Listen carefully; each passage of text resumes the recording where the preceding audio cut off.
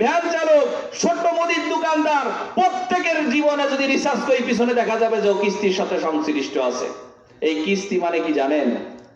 কি কিস্তি মানে কি?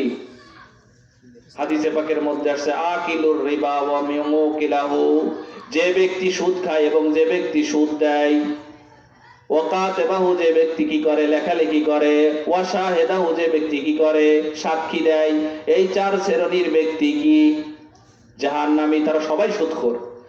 যে সুদ খাবে, যে সুদ দিবে সেও জাহান্নামী, যে সুদ দিবে সেও জাহান্নামী, যে সুদের কারবারি লিখবে। কথা বুঝতেছেন? না বোঝেননি মনে হয় কথাটা, বোঝেননি মনে হয় এই কথাটা। লেখালেখি মানে বোঝেন কি? কি সেটা কলাম না? বোঝেন নাই? বোঝেন নাই? সুদের কারবারি যারা লিখে, সুদের কারবারিকে যারা লেখালেখি করে, কারা করে? ব্যাংকে করে। কারা করে? কথা বলেন, কারা করে? কষ্ট পায় না কিন্তু, হক কথা বলতে আল্লাহর জমিনে কাউকে ভয় করা যাবে না। যারা ব্যাংকে চাকরি করে, সোজা কথা, যারা কিসে চাকরি করে? ইসলামী ব্যাংক করে কি করে না? প্রত্যেকেই এই কাতেব এর কাতেব লেখনেওয়ালা এও জাহান্নামে যেতে হবে যদি সুদী কারবারিতে লেখে। ওয়াশাহিদাহু, তাদেরকে সাক্ষী রাখা হয়, এরাও জাহান্নামী, এদেরও জাহান্নামে যেতে হবে সুদী কারবারির সঙ্গে সংশ্লিষ্ট থাকার জন্য। কেউ বলে ইন্টারেস্ট খায়, কি খায়? কেউ বলে লাভ, কেউ বলে কি লাভ, আর কেউ বলে ইন্টারেস্ট। সুদের কথাটা মুখে নিতে ভয় করে না? আল্লাহু আকবার। মুমিন বান্দার ইবাদত কবুল হওয়ার জন্য পূর্ব শর্ত হলো হালাল খাবার পেটের মধ্যে যাওয়া। যদি হালাল খাবার পেটে না যায়, কোটি কোটি নফল ইবাদত, কোটি কোটি রোজা, কোটি কোটি কোরআনের খতম, কোটি কোটি মাদ্রাসার কোটি কোটি মসজিদ করে যদি আমি সারা দুনিয়াকে ছড়াই ছিটিয়ে দেই, একটা ইবাদতও আমার কবুল হবে না, একটা ইবাদতও আমার কবুল হবে না। বুঝি নাই? এখনো বুঝি নাই? কিস্তি উঠাইতে হবে, কিস্তি দিতে হবে। কালকে দিন পরে কিস্তি, নাকি? কিস্তি, আহা আল্লাহ মাফ করে। কিস্তি উঠাবো না বলেন, শপথ করা যায়? না খায় মারা যাবো তাও কিস্তি উঠাবো না। বলেন তো কার কার নিয়ত আছে দেখি? কারোর নিয়ত নাই, সবার নিয়ত নাই।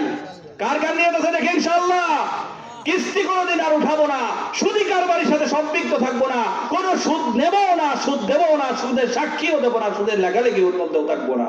আল্লাহ রাব্বুল আলামিন এই হারাম নগণ্য জঘন্য কাজ থেকে আমাদেরকে হেফাজত করেন, বলেন আমিন। তাহলে বোঝা গেল এই ব্যক্তির অবস্থা কেমন হবে। আল্লাহু আকবার। বুতুনুহুম, তাদের পেটটা হবে সুদখোরের পেটটা হবে। আল্লাহ ফিহা হায়াতুন, কিয়ামতের মাঠে মক্কার মতো বড় বড় পেটওয়ালা হবে সুদখোরেরা। কার মতো? কথা বলেন, কার মতো? বিশাল বড় মটকা। মটকা বোঝেন তো?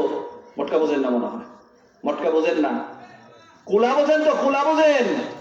বিশাল বড় বড় কোলা, কোলার মতো এক একটা পেট হবে। তাদের পেটের মধ্যে বড় বড় অজগর সাপ ঢুকানো থাকবে। আল্লাহু আকবার, নাউযুবিল্লাহি মিন যালিক।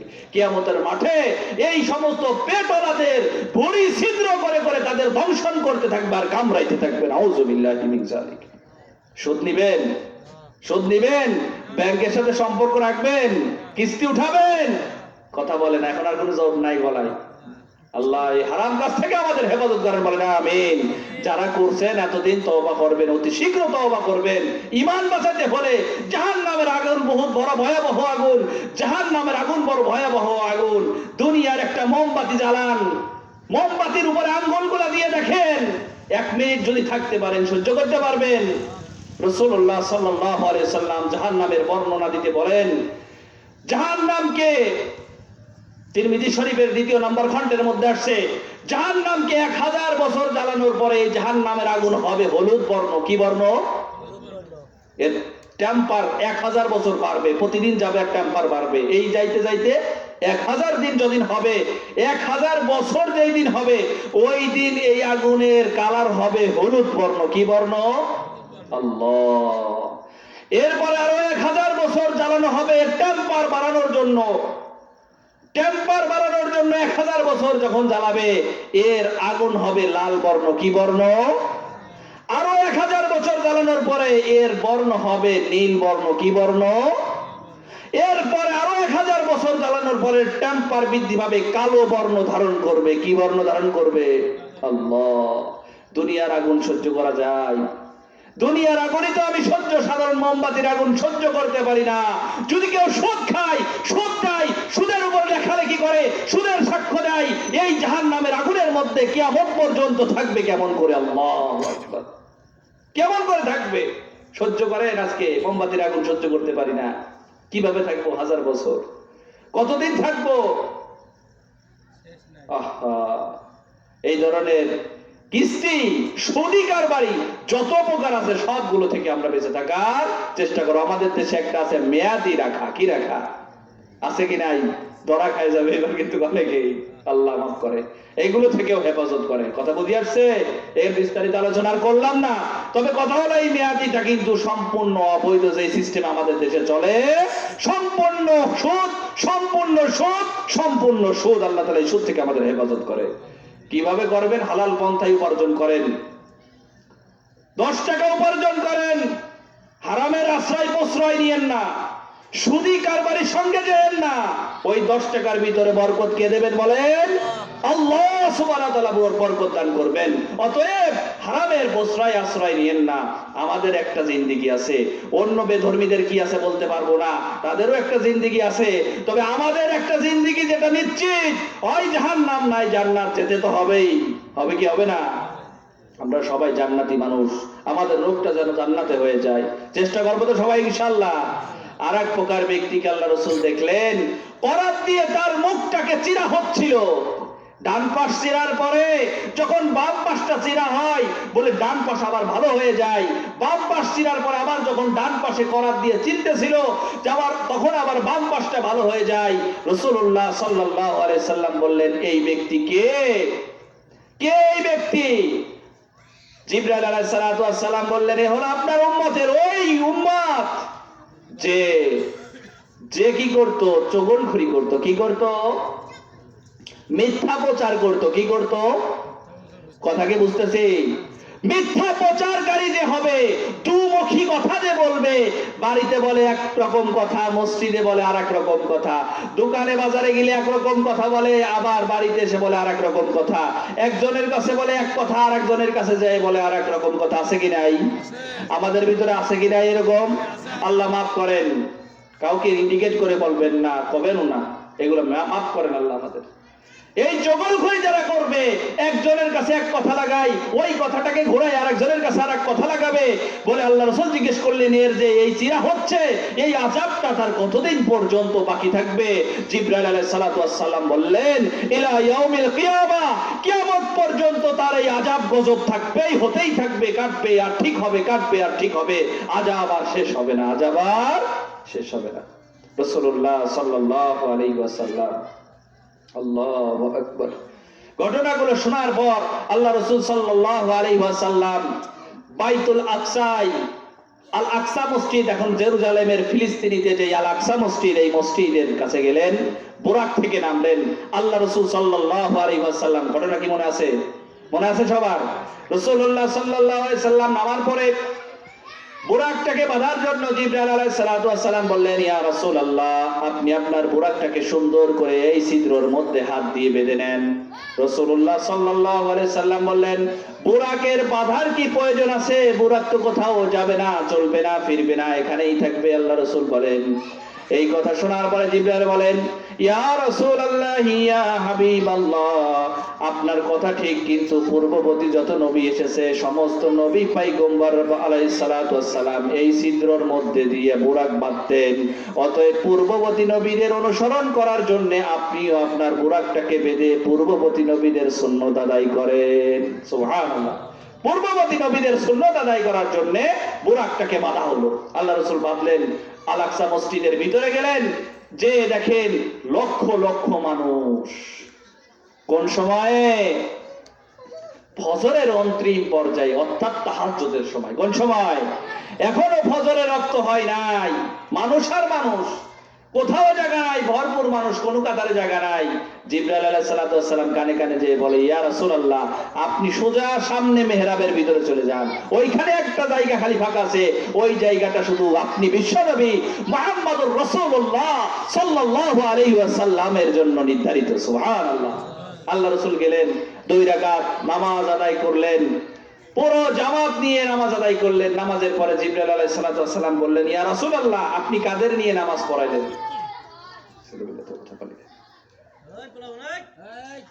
জিবরাইল আলাইহিস সালাম বললেন, আপনি কি জানেন কাদের নিয়ে আপনি নামাজ পড়িয়েছেন?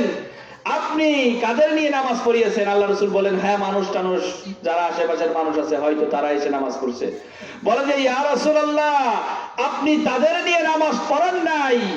আদম আলাইহিস সালাম থেকে নিয়ে আপনি পর্যন্ত যত নবী পয়গম্বর আলাইহিস সালামকে দুনিয়াতে আল্লাহ রাব্বুল আলামিন পাঠিয়েছেন, সবাই আপনার পিছনে 2 রাকাত নামাজ আদায় করেছে। সুবহানাল্লাহ। শুধু তাই না, অসংখ্য কোটি কোটি ফেরেশতারা পিছনে আপনার পিছনে ইক্তেদা করেছে। সুবহানাল্লাহ। নামাজ পড়ার পরে দেখে মসজিদের এক পাশে কয়েকজন ব্যক্তি বেশ কিছু সমবেত হয়েছে, এক জায়গায় জড়ো হয়েছে। জিবরাইল আলাইহিস সালাম বলেন, ইয়া রাসূলুল্লাহ, চলেন, ওইখানে আপনাকে যেতে হবে, ওখানে যেতে হবে, ওইখানে আপনাকে যেতে হবে। কেননা ওইখানে একটা সমাবেশ বলতে একটা মাহফিলের আয়োজন করা হয়েছে, ছোট্ট একটা মাহফিল, ওখানে সমস্ত নবীরা উপস্থিত, আপনাকে ওখানে উপস্থিত হতে হবে। ওখানকার প্রধান মেহমান আপনি বিশ্বনবী মুহাম্মদুর রাসূলুল্লাহ। আল্লাহ রাসূল গেলেন, যে দেখেন আদম আলাইহিস সালাম এবং ইব্রাহিম আলাইহিস সালাম 2 জনের নেতৃত্বে একটা মাহফিল হচ্ছে। এক এক নবী এক একটা অল্প সময় বক্তব্য পেশ করতে করতে সর্বশেষ ইব্রাহিম আলাইহিস সালাম মাহফিলের পরিচালক ছিলেন। তিনি বললেন যে, এখন আপনাদের সামনে বক্তব্য পেশ করবেন দো জাহানের বাদশা, সরওয়ারে কায়নাত, বিশ্ব মানবতা মুক্তির দূত নবী মুহাম্মদুর রাসূলুল্লাহ সাল্লাল্লাহু আলাইহি ওয়াসাল্লাম। এই বক্তৃতা দেওয়ার পর রাসূলুল্লাহ সাল্লাল্লাহু আলাইহি সাল্লাম অল্প সময়ে অনেক ভাবপূর্ণ বক্তৃতা পেশ করলেন।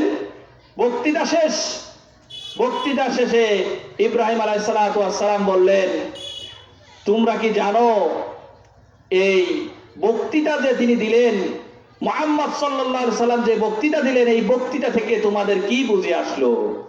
সমস্ত নবী পয়গম্বর আলাইহিস সালাম বললেন, তিনি যে আখিরি জামানের পয়গম্বর, দো জাহানের বাদশা, সরওয়ারে কায়নাত, তার বক্তব্যই প্রকাশ করে, প্রমাণ করে তিনিই হবেন আখিরি জামানার নবী মুহাম্মদুর রাসূলুল্লাহ সাল্লাল্লাহু আলাইহি ওয়াসাল্লাম। সুবহানাল্লাহ। আদম আলাইহিস সালাম সর্বশেষ বললেন, আলহামদুলিল্লাহি জাআলানি আল্লাহু আবাকুম, সমস্ত প্রশংসা আল্লাহ রাব্বুল আলামিনের, যে আল্লাহ রাব্বুল আলামিন আমাকে তোমাদের পিতা হিসেবে বানিয়েছে। সুবহানাল্লাহ। এরপরে ভাষণ শেষ হলো। রাসূলুল্লাহ সাল্লাল্লাহু আলাইহি ওয়াসাল্লাম আবার বুরাকে উঠলেন। বুরাকটা জিনা নামক লিফটের উপরে উঠলো। কার উপরে? মনে আছে কয়টা বাহন? 5টা বাহন। তার মধ্যে দ্বিতীয় বাহনের নাম হলো জিনা। জিনার উপর উঠার পরে অটোমেটিকলি লিফটটা উপরের দিকে চলা শুরু করলো। এখানে একটা বিষয় বলে দেই, বাইতুল্লাহ থেকে নিয়ে বাইতুল আকসা পর্যন্ত যে আল্লাহ রাসূল সাল্লাল্লাহু আলাইহি ওয়াসাল্লাম সফর করেছেন, ভ্রমণ করেছেন, এটাকে বলা হয় ইসরা। কি বলে? আর আল আকসা থেকে নিয়ে ঊর্ধ্ব জগৎ আল্লাহ রাসূল সাল্লাল্লাহু আলাইহি সাল্লাম যে ভ্রমণ করেছে, এটাকে বলা হয় মেরাজ। কি বলে? মেরাজ। রাসূলুল্লাহ সাল্লাল্লাহু আলাইহি ওয়াসাল্লাম উনি আল আকসা মসজিদ পর্যন্ত যে সফর করলেন, ভ্রমণ করলেন, এটা কোরআন দ্বারা প্রমাণিত। কি দ্বারা প্রমাণিত? কোরআনে আল্লাহ পাক রব্বুল আলামিন বলেছে, সুবহানাল্লাযী আসরা বিআবদিহি লাইলাম মিনাল মাসজিদিল হারামি ইলাল মাসজিদিল আকসা।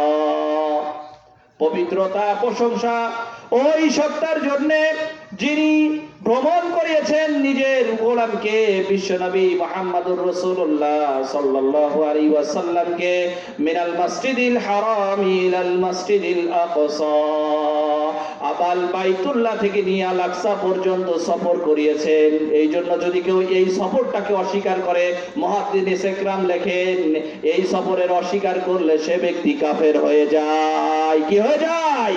কারণ এটা সম্পূর্ণ কোরআনে কারিমের মধ্যে আল্লাহ তাআলা ঘোষণা দিয়েছেন। আর মেরাজকে যে অস্বীকার করবে, অর্থাৎ আল আকসা থেকে নিয়ে একবারে সিদরাতুল মুনতাহা পর্যন্ত যে এই ভ্রমণ আল্লাহ রাসূল করেছেন, এটাকে যে অস্বীকার করবে সেই ব্যক্তি ফাসিক, সে ব্যক্তি, কেননা এটা আসারে সাহাবী থেকে এবং আল্লাহ রাসূল সাল্লাল্লাহু আলাইহি সাল্লামের হাদিস দ্বারা প্রমাণিত। তাই এটাকে অস্বীকার করলে সে ফাসিক হয়ে যাবে। কি হয়ে যাবে?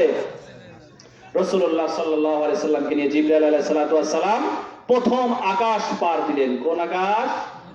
প্রথম আকাশ কে? নীলটা? এটা না। আকাশের ব্যাখ্যা আছে, আকাশেরও বিশাল ব্যাখ্যা। বিশাল বড় এক ময়দানের মধ্যে যদি ছোট্ট একটা ডিম থাকে, পুরো ময়দানের কোণা থেকে এই ছোট্ট ডিমকে কেমন মনে হয়? দেখা যায় না দেখার মতো। ঠিক তেমনি ভাবে প্রথম আকাশবাসীকে দ্বিতীয় আসমানবাসীরা এইভাবে ছোট্ট ডিমের মতো দেখে, আবার ঠিক তেমনি ভাবে দ্বিতীয় আসমানবাসীদেরকে তৃতীয় আসমানবাসীরা এরকম ছোট্ট ডিমের মতো দেখে, তৃতীয় আসমানবাসীদেরকে চতুর্থ আসমানবাসীরা এইভাবে ছোট্ট ডিমের মতো দেখে, চতুর্থ আসমানবাসীকে পঞ্চম আসমানবাসীরা ছোট্ট ডিমের মতো দেখে, পঞ্চম আসমানবাসীকে ষষ্ঠ আসমানবাসীরা ছোট্ট ডিমের মতো দেখে, ষষ্ঠ আসমানবাসীকে সপ্তম আসমানবাসীরা এইভাবে ছোট্ট ডিমের মতো দেখে। সুবহানাল্লাহ। আমরা কোন জায়গায়? খবর আছে আমাদের?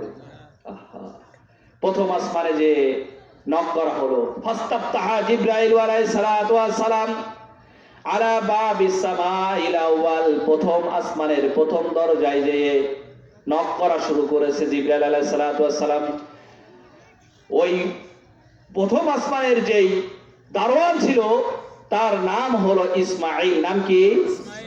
ইসমাঈল। এই ফেরেশতা বলল, জিবরাইল তুমি তো আসছো, তোমার সাথে কে আসছে? ওমান মাকা ইয়া জিবরাইল, তোমার সাথে কে? জিবরাইল আলাইহিস সালাতু ওয়াস সালাম বললেন, মাই মুহাম্মাদুর রাসূলুল্লাহ সাল্লাল্লাহু আলাইহি ওয়াসাল্লাম, আমার সঙ্গে বিশ্বনবী মুহাম্মাদুর রাসূলুল্লাহ এসেছে। এখান থেকে একটা শিক্ষা গ্রহণ করতে হবে। কোন বাড়িতে যে আপনি যত বড়ই পণ্ডিত হন, যত বড়ই ক্ষমতা আপনার থাকুক, যত বড় ধনী মানুষ হন, যত ক্ষমতার অধিকারী হন, একজন গরিবের কুঠুরিতে যাওয়ার পরেও তার বাড়িতে অনুমতি চেয়ে আপনাকে প্রবেশ করতে হবে। কি করতে হবে? জিবরাইল আলাইহিস সালাতু ওয়াস সালাম কেমন জানেন? ওইদিকে গেলে তো সময় চলে যাবে। আল্লাহ,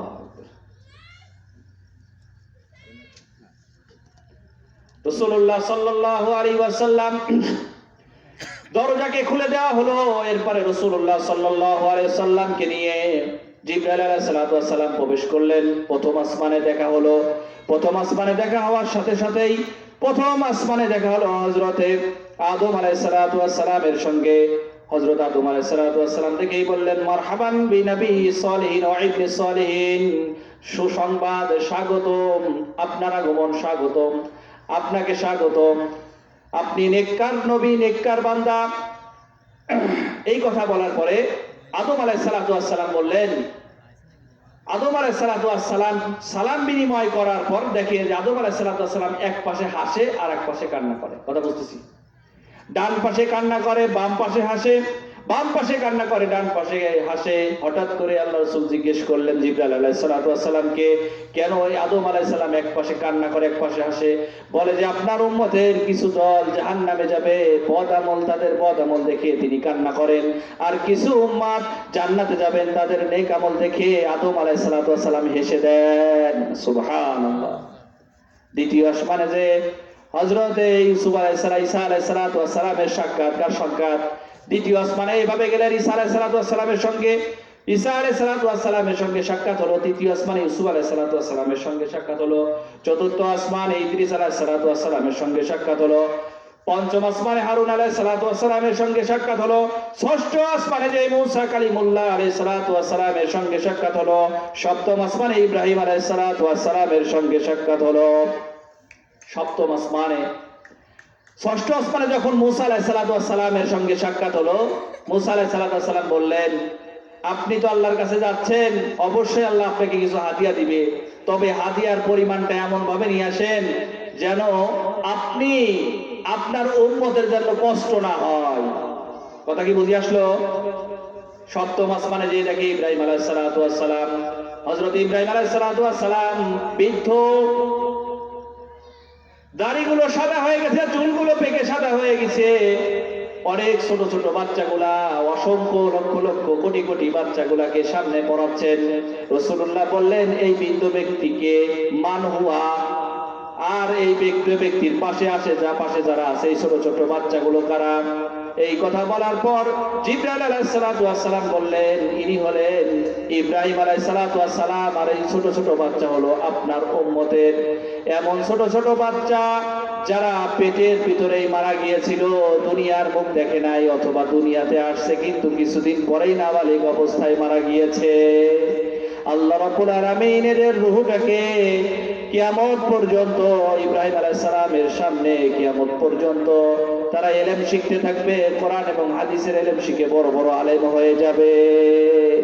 এই ছোট বাচ্চাগুলা যখন জান্নাতে যাবে, তাদের পিতামাতাকে যতক্ষণ পর্যন্ত জান্নাতে নিতে পারবে না, ততক্ষণ পর্যন্ত ছোট ছোট বাচ্চাগুলাও জান্নাতে যাবে না। সুবহানাল্লাহ।